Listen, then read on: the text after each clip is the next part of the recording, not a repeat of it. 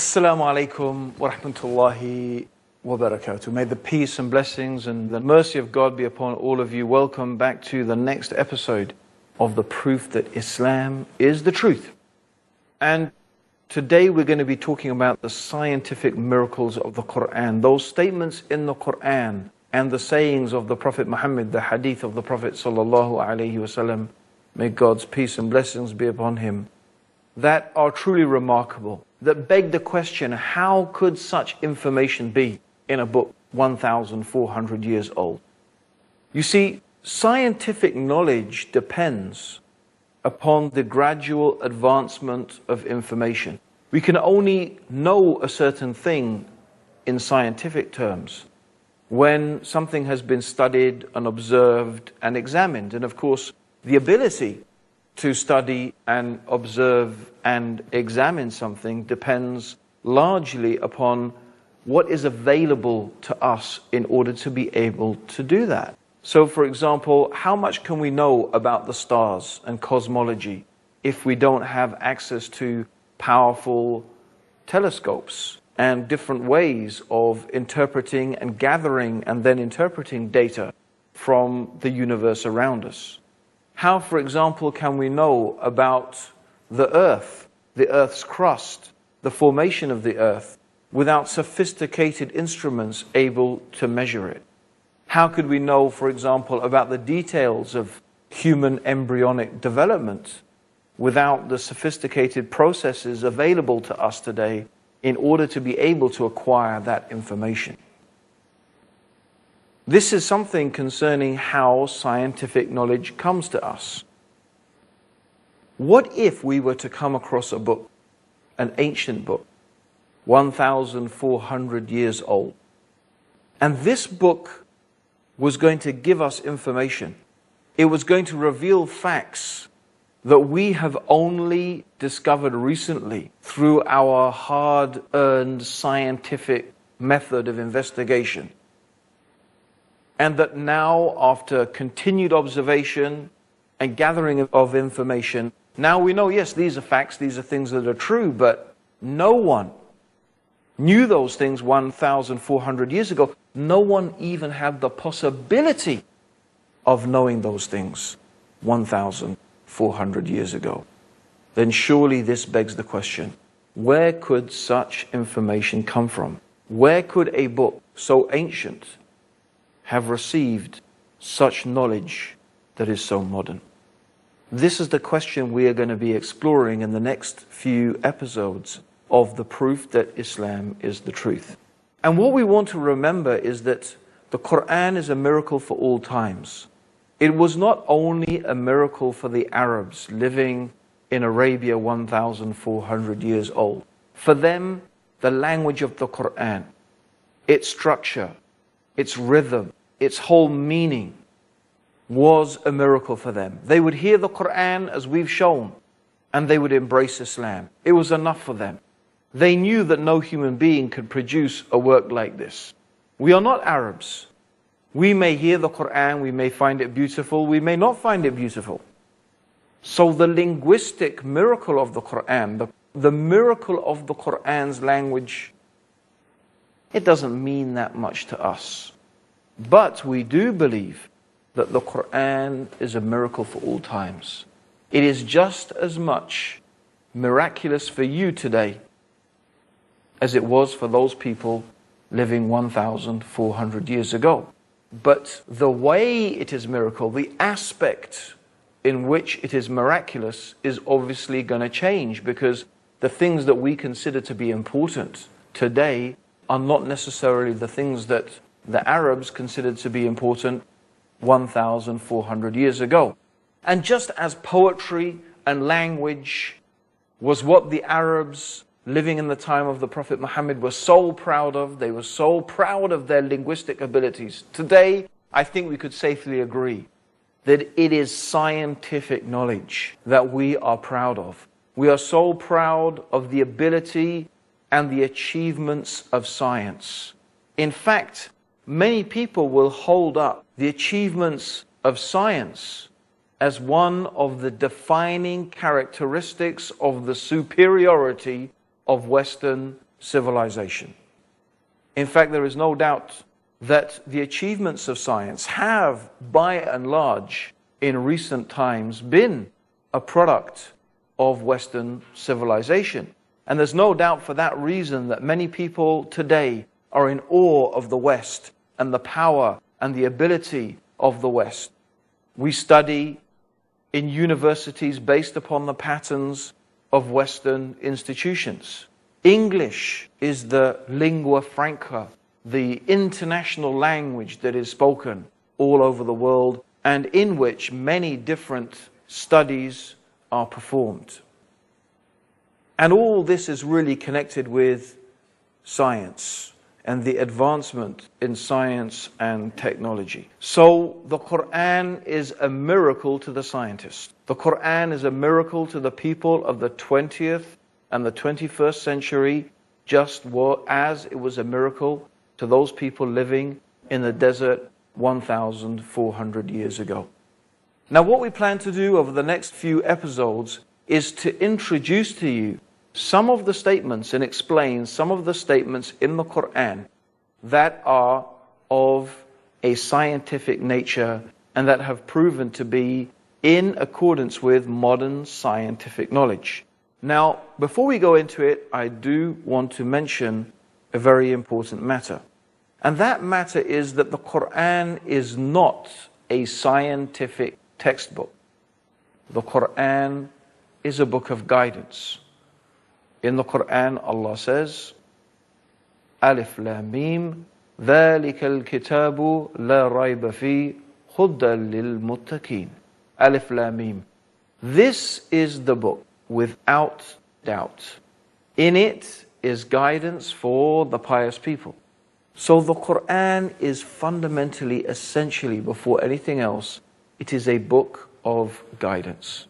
It is a book that teaches us who is Allah, who is the Creator, that there is only one God that is worthy of worship.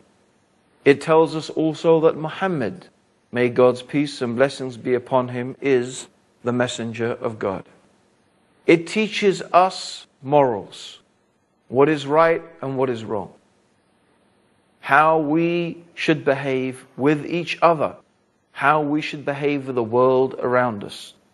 It teaches us the stories of those pious people who have come before us, so that their lives and their examples could be an encouragement for us, so that we could further better ourselves. And the Quran also warns us of those people who have disobeyed God, who have sinned against God, who have transgressed the limits that God has laid down. And the Quran warns us and tells us about the fate of what has happened to those people. The Quran is a book of law. It teaches us the laws through which and by which we should govern ourselves according to the wisdom and the knowledge of the mighty, the wise, Allah subhanahu wa ta'ala. So, the Quran is not a book of science, but without doubt, we believe, we know that it is from Allah, the Creator of the heavens and the earth. And therefore, it is not unreasonable to expect that the information that is contained in the Quran should reflect the perfect and absolute wisdom and knowledge that is from God. We should expect, of course, that a book that is from God to be consistent with the reality of the universe around us. Since God is the creator of the universe, and God is the creator of all things, and God is the one who knows everything, surely a book that is from God should be consistent with what we can observe to be facts. Now, importantly, we are talking here about facts. And so what I have tried to confine myself to are those aspects that are very clear and that are very obvious and that are not ambiguous. We're not talking here about so much scientific theory, although of course in a philosophical sense, every statement in science is a theory. everything as a theory. It's only, in the eyes of scientists, a theory that is very, very strongly proven with very, very strong evidence, as opposed to a theory that may have very little evidence or perhaps even no evidence at all. And so scientists put their faith, as you could say, they put their faith in those theories which simply offer the best explanation and have the strongest degree of evidence. However, we have really only tried to select those statements from the Quran that are supported by the strongest degree of scientific evidence. And again, we only say this because the Quran is not a scientific textbook. It's not a book of science. It's a book of guidance. But we should expect that it does not contradict the reality of the world around us. So I have chosen some of those statements in the Quran that have also amazed and fascinated me personally. And I remember that when I first read the Quran for myself, one of the things that astounded me about the Quran was that it lacked the fables and the fairy tales and the type of fantastic statements that you would expect from a book that was revealed 1,400 years ago. In fact, what I discovered is that its statements were truly amazing. We will be talking about some of those things after the break. Don't go away. Stay there for the proof that Islam is the truth.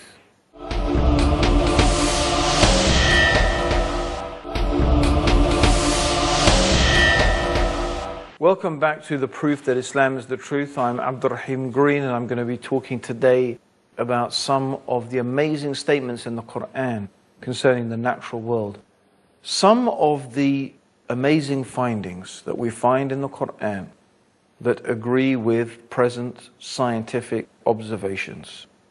Amongst one of the most remarkable of them are without doubt the statements in the Quran dealing with the development of the human fetus. Now it's interesting as a comparison to see what was the state of knowledge at the time of the Prophet Muhammad, may God's peace and blessings be upon him. Because you would expect a work that has been made by human beings to reflect the ideas and the concepts that were prevalent at the time.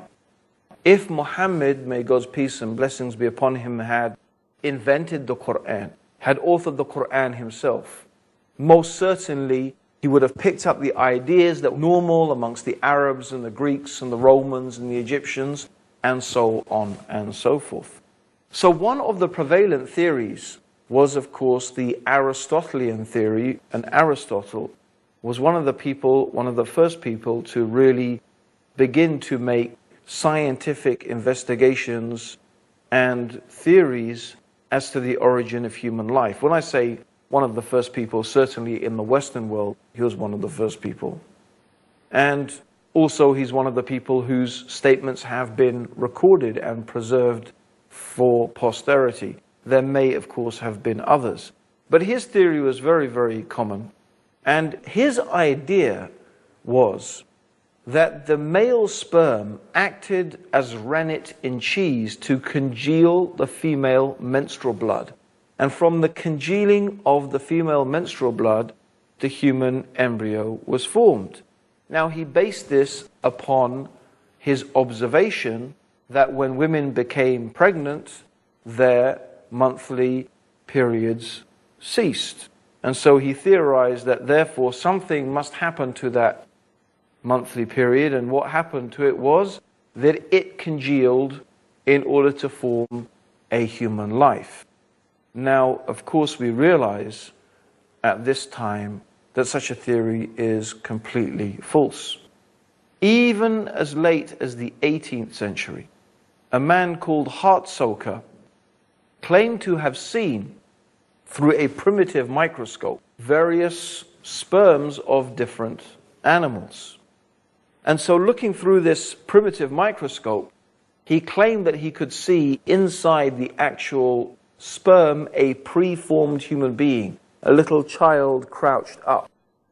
Similarly, he claimed that in the giraffe sperm, for example, he could see a long neck, and in the rabbit's sperm there was a big ears and stuff like that. And this was known as the preformation theory. Of course, again today we know that that is false. And it's an example, of course, of those type of theories that sometimes float around in science that later show to be false and even quite laughable. And that's the case with both Aristotle and the ideas that were prevalent in the 18th century. And it's not really until the 19th century that we began to develop an accurate description of the stages of human embryonic development.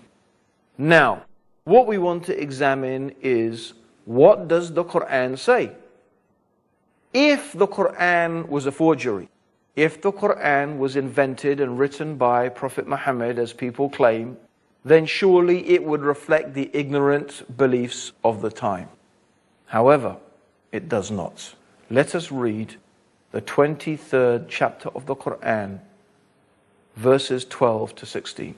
The meaning of it is this: we created man from a quintessence of clay.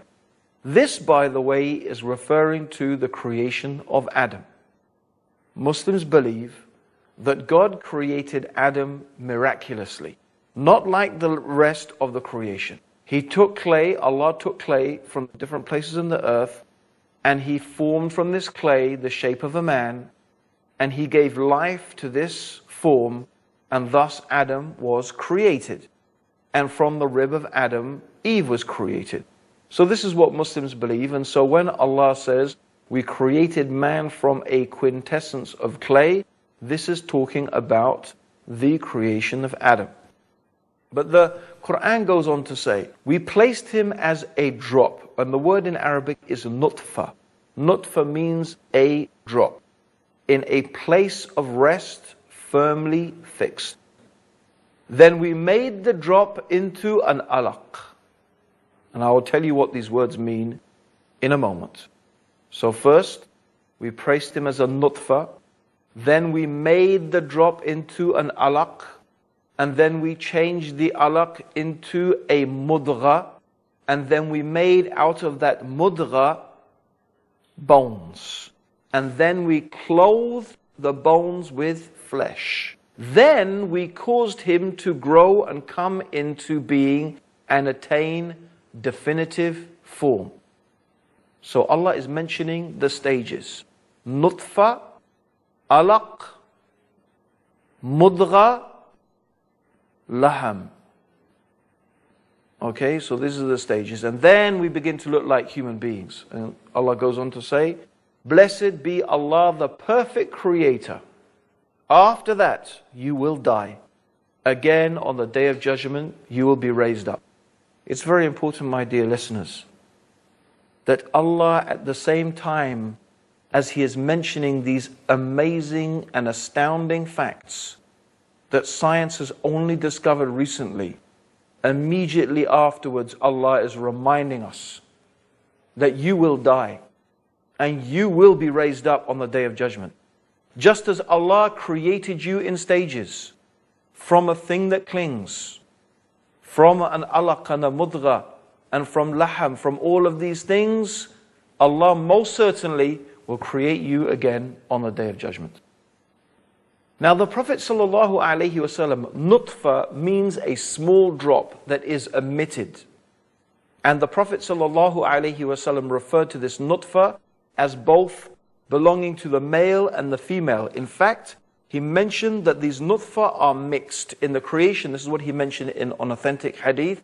The nutfa, the drop from the man, which is the semen, and from the woman, which is of course the ovum, their nutfa, the small drops, they are mixed. So this is very important because the Prophet is mentioning that the human being comes from both the man and from the woman. This already goes against the theories that were prevalent at the time. Secondly, the word alaq in Arabic, what does it mean? It has three meanings: a thing that clings, a blood clot, and a leech-like object. In fact, all of these things accurately describe the first stage of human embryonic development. After the fertilization of the egg, our blastocyst develops, which has on its exterior villocytes which literally cling to the wall of the uterus. So it's rather like Velcro. They cling to the inside of the uterus in the womb. This is what happens to this alaq, thing that clings. And then it goes on to resemble exactly a leech-like object. The similarity is absolutely remarkable, not only in appearance, but also in behavior, because a leech also takes blood from its host. Similarly, the alaq stage also takes nutrition and blood from inside the mother. So it goes on, and it also resembles at a later stage after that a blood clot. So this is the first thing. The word alaq describes exactly the first state of human embryonic development. This is not something that could have been known 1,400 years ago. It is impossible, because this stage of human embryonic development is something that only can be observed with powerful microscopes. Yet, description is accurately mentioned in the Quran 1,400 years ago. So it mentions then from the alaq stage, it becomes a mudgha. A mudgha means like a chewed piece of flesh. And this is exactly what it likes. The Prophet Muhammad sallallahu alaihi wasallam, the Quran also said, partly formed and unformed. So it has bits that are slightly formed, bits that are not. And if again you look at this stage, it looks exactly like a piece of meat that has been chewed. Then the amazing thing is that the bones precede the development of the flesh. The bones come, and then on the bones the flesh grow. Although the time between the growing of the bones and the flesh is very, very close. And it's very interesting that the word that is used, the term that is used in Arabic, the word indicates speed, one thing following another very, very closely. Even the structure of the words in Arabic are consistent with the development of the human embryo. And then the Prophet Muhammad sallallahu alaihi wasallam said, when 42 nights have passed over the conceptus, Allah sends an angel to it who shapes it and makes its ears and its eyes and skin and flesh and bones. And then he says, O Lord, is it a male or a female? And your Lord decides what he wishes, and then the angel records it. It is also true that you cannot determine the sex of the fetus until just after 42 nights. How did this information come to a man living in the desert 1,400 years ago? Most certainly this is the evidence that the Quran is from Allah and that Muhammad is his messenger. Join us for the next episode of the proof that Islam is the truth. And until then, Assalamu alaikum wa rahmatullahi wa barakatuh.